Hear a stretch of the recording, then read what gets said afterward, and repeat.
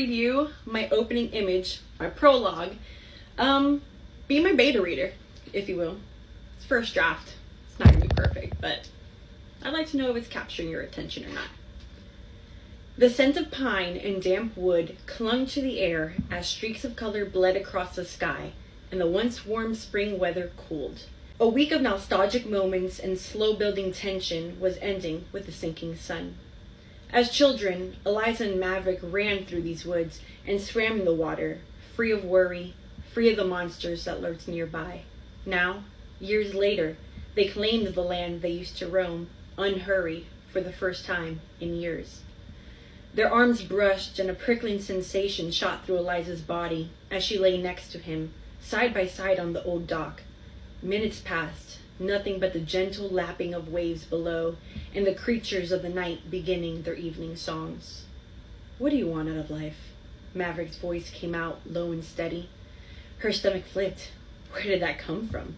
He'd never been one for deep conversation, always being a better listener. "After school, as an adult, where do you see yourself?" Eliza paused, buying herself a moment as the dropping temperature bit through her thin blue t-shirt, making her feel exposed. "I don't know," she said, but something about his stillness and the way his eyes settled on hers made her want to let herself dream. "Well, I guess I'd like to write." "But you write already," he cut in question. "Yeah, but write something real, like a book, maybe publish something someday." She stole a glance. His honey brown eyes were darkening in the fading light, saying more than his words ever had. The slight pull at the corner of his mouth urged her on, like he was offering her the space to say things she never dared to say out loud, like he wanted to know the deepest desires of her heart. Her mind swirled with memories from the week, the laughter she'd almost forgotten, the quiet kindness, the nearness of him. She'd never known life without him, but their 2.5-year age gap had begun to feel wider, until now, this spring break, this week. She swallowed any reservation she had and gave herself permission, just for a moment, to speak on what she knew would bring her joy, even if nobody else might understand. "I want a family," she said as she looked up into the sky. "I want to teach my kids how to grow vegetables, the way your mom taught me. Maybe have some land." "I'm pretty sure all 30 acres of the Davis Manor will be yours," he said, nudging her. "No, I don't want anything like this. It's too much. A little white house with a wraparound. Oh, and a few cows." "Cows? You've never even had a pet." "Excuse me, sir. This is my dream. And the cows wouldn't be pets. They'd be for milk," she said as she shot up, her hands flailing into motion like they always did when she was worked up. A lazy smile pulled at his mouth. He knew how to press her buttons, and she knew how much he loved to do it. Eliza felt something swell up in her chest. Not quite tears. Something emotional. All of it, the kids, the farm, the fields. It had been something she'd dreamed of once or twice, but never dwelled in it because both the children and the lifestyle would require a man. And the only person she'd ever loved, the only person she could see herself building this life with, had seemed to grow up overnight, having become angrier, sharper, his world expanding to others outside of her.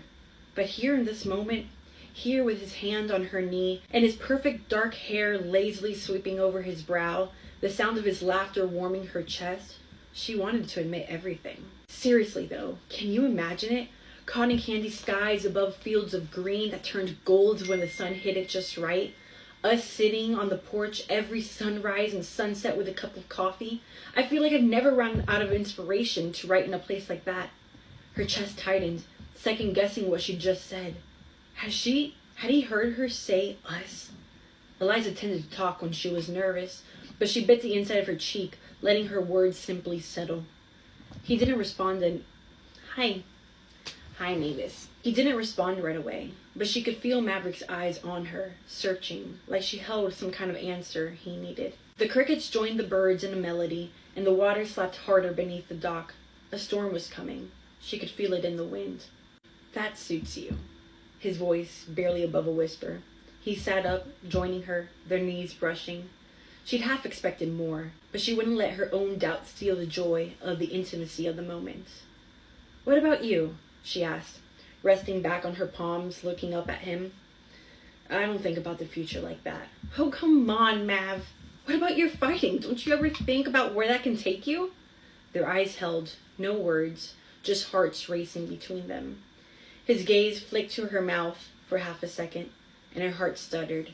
She'd felt this, whatever this was, during their time in the fields of purple dead nettles, his eyes memorizing her, the string pulling their hearts together growing taut.